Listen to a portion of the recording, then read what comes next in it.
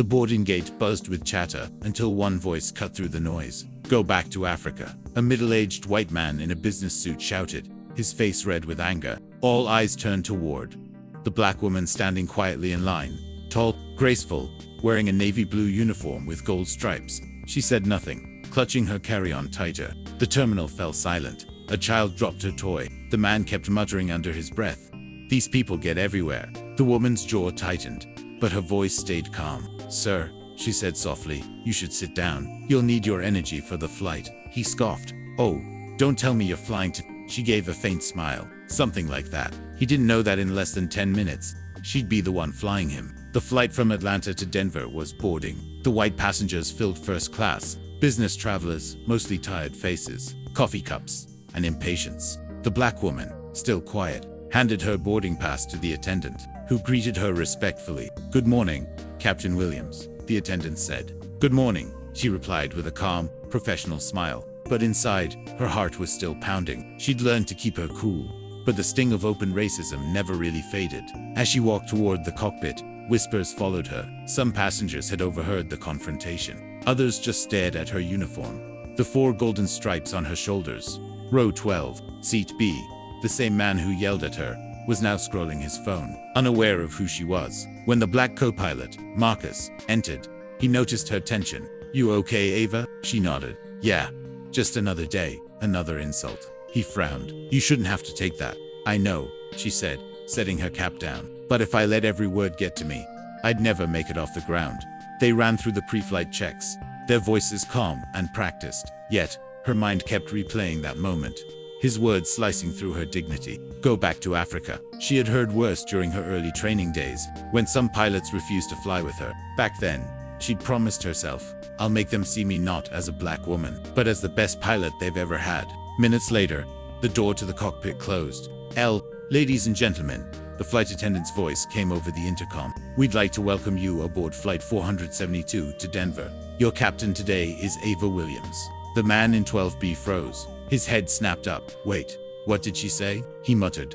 The older woman beside him smiled faintly. "Captain Ava Williams, the same woman you yelled at, I think." He shifted uncomfortably in his seat, color draining from his face. The passengers clapped politely as the engines roared to life. In the cockpit, Ava kept her expression neutral. She didn't need revenge.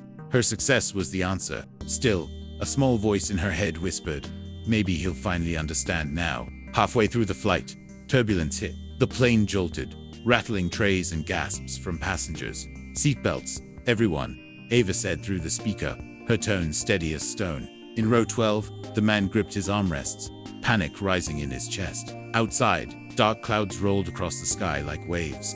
Lightning flashed in the distance. In the cockpit, Marcus glanced over. "Rough patch ahead." "I see it," Ava replied, hands firm on the controls. "We'll climb above it." For 5 tense minutes, the storm battered the aircraft, wind roaring, lights flickering. Then slowly, the clouds parted, revealing calm blue skies. The passengers exhaled in relief.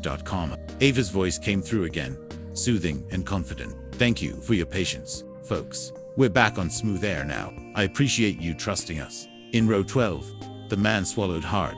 His palms were still trembling. He looked down, ashamed.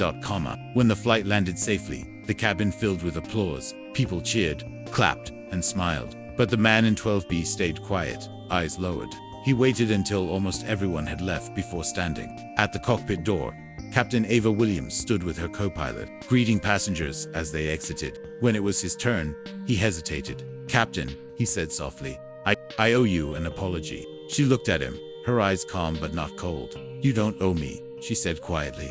"You owe yourself the truth." He nodded, ashamed. "You were better than I deserved. Fly safe," she said simply, extending her hand. He took it, his voice breaking. "Thank you, Captain."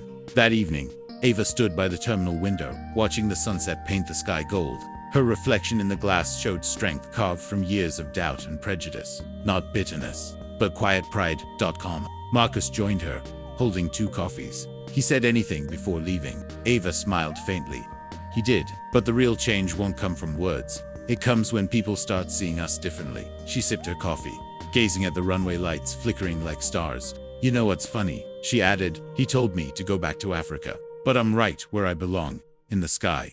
Marcus chuckled. Couldn't have said it better. Ava looked out one last time before turning to go. The higher we rise, the smaller their hate looks. As she walked away, the scene faded to her voice in narration. Hate divides, but kindness heals. Sometimes, the loudest answer isn't anger, it's grace. Prejudice may speak loud, but dignity speaks louder. We are all equal. The color of our skin does not define the height we can fly.